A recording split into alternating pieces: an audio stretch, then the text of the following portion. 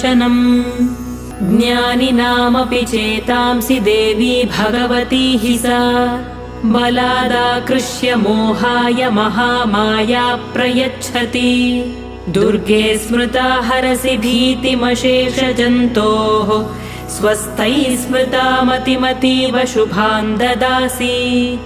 दारिद्र्यदुःखभयहारिणि का त्वदन्या सर्वोपकारकरणाय सदार्धचित्ता सर्वमङ्गलमाङ्गल्ये शिवे सर्वार्थसाधिके शरण्ये त्र्यम्बके गौरि नारायणि नमोऽस्तु ते शरणागतदीनार्तपरित्राणपरायणे सर्वस्यार्तिहरे देवि नारायणि नमोऽस्तु ते सर्वस्वरूपे सर्वेशे सर्वशक्तिसमन्विते